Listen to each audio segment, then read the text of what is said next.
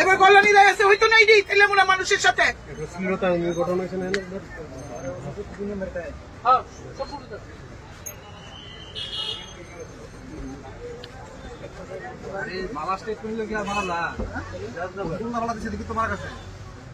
সুস্থ মেয়ে রান্না বান্না করে খাইয়া দিয়ে আইছে, ইঞ্জেকশনটা দিছে, মেয়ের মুখে গাছটা বেরিয়ে গেছে, ডাক্তার দৌড়ে বাইরেছে, গাড়ি আনেন তারা ফোন করছি তো তুমি জানি না। সে শুধু আইসিইউতে ছিল কিছুদিন, আজকে অব্দি তার কোন হাসপাতাল মানুষের আজকের দিনে ডাক্তার বাড়ি থেকে রুগী দেখিনি, সে বাড়ি থেকে কেমন ডাক্তার?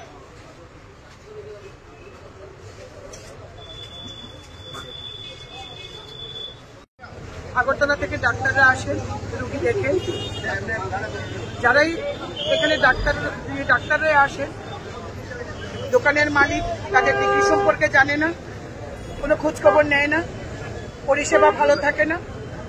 আজকে একটি মেয়ে 25 বছরের একজন মহিলা, 2.5 বছরের একটা কন্যা সন্তান রয়েছে, তার কিছু সমস্যা নিয়ে গত কিছুদিন যাবৎ ডক্টর টিকে সরকার নামে, তাপস কুমার সরকার নামে একজনকে দেখাচ্ছিল।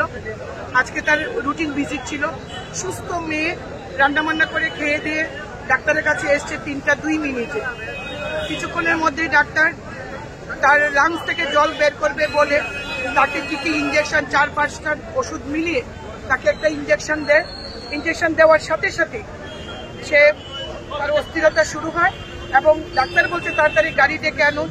না ডাক্তার হেল্প করেছে, না জনপ্রিয় মেডিকেল হলের মালিক, তার যে স্টাফরা রয়েছে, ওষুধের দোকানের কর্মচারীরা, একজন মহিলা থাকেন যিনি রুগী দেখাশোনা করেন, ডাক্তারকে হেল্প করেন, তিনি পর্যন্ত রুগিনীর পরিবারকে হেল্প করেননি।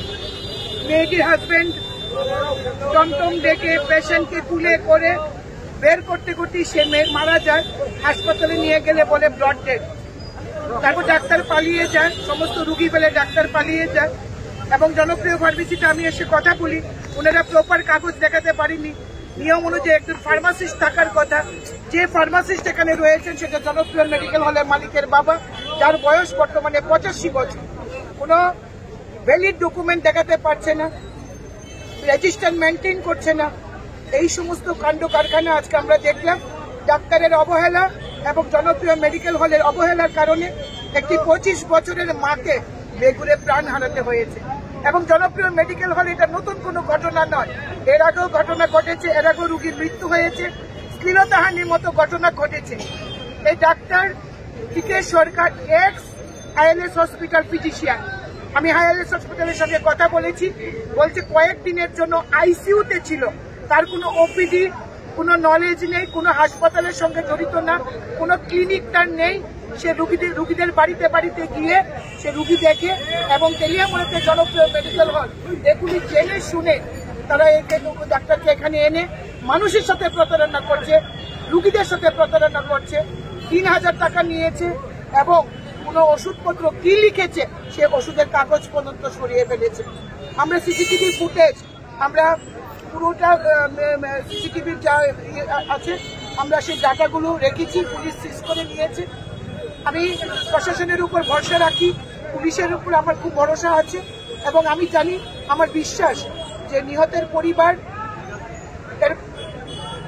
তার সুবিচার পাবে, সঠিক তদন্ত করবেন আমাদের ওসি সাহেব এবং তার এন্টায়ার টিম, সঠিক তদন্ত করে দোষীদের যেন শাস্তি প্রদান করা হয়, এটাই আমাদের ডিমান্ড থাকবে। ম্যাডাম কি বলবেন, যে ট্রিটমেন্টটা একটা হসপিটালে হওয়ার কথা ছিল কিন্তু বর্তমানে একটা প্রাইভেট হসপিটাল, প্রাইভেট ডক্টর এটা করছে। দেখুন, আমরা বারবার মাননীয় মুখ্যমন্ত্রীর সঙ্গে কথা বলে বারবার আমি ডাক্তার এনেছি, মেডিসিনের ডাক্তার আছে, এখন কিছুদিন হয়েছে উনি হয়েছে ডেপুটেশনে গেছেন কয়েকদিনের জন্য, মেডিসিনের ডাক্তার, গাইনোকোলজিস্ট এনেছি, ডায়াবেটিসের ডাক্তার আছে, চাইল্ড স্পেশালিস্ট উইকলি আসছে। আমি সেখানে আজকে বিধায়ক হওয়ার পর আমার লড়াইটাই ছিল যে এখানে আমি সিজারিয়ান অপারেশন করব, আজকে রেগুলার সিজারিয়ান অপারেশন হচ্ছে। কিন্তু প্রত্যেকটি মেডিকেল হলে এই ধরনের ডাক্তাররা আসে যারা স্বনামধন্য নয়, যাদের তেমন একটা এক্সপেরিয়েন্স নয়, শুধুমাত্র এবং এই ওষুধের মালিকেরা, ওষুধের দোকানের মালিকরা তাদেরকে হাসপাতাল চলাকালীন সময়ে তাদেরকে ব্যবসা করার সুযোগ দেয়, হাসপাতালে গরিব মানুষ বঞ্চিত হয়। এই লড়াইটা আমার অনেক দিনের, আজকে আমি হাতে নাতে প্রমাণ পেয়েছি, এই লড়াই আমার জারি থাকবে। আমি কোনো মেডিকেল অ্যাসোসিয়েশনের বিরুদ্ধে নই, আমি কোনো দোকান মালিকের বিরুদ্ধে নই। মানুষের পরিষেবা দেন, আমি আপনাদের সমর্থন করব। মানুষ যেখানে প্রতারিত হবে সেখানে আমি আওয়াজ তুলব, এটাই আমার কথা। সুবিচার দিতে হবে প্রশাসনকে, পুলিশকে সুবিচার দিতে হবে, এটাই আমার কথা। আমি অত্যন্ত আজকে আঘাত পেয়েছি। মাত্র 25 বছরের একটি মা, যার 2.5 বছরের একটি কন্যা সন্তান অসহায়ের মতো মায়ের দিকে ফেল করে তাকিয়ে রয়েছে, বলছে মা ঘুমিয়ে রয়েছে। এর বিচার আমি চাই এবং ক্যাপিটাল পানিশমেন্ট হওয়া উচিত। মেডিকেল নেগলিজেন্সের কারণে ক্যাপিটাল পানিশমেন্ট হওয়া উচিত, এটাই আমার বলার থাকবে।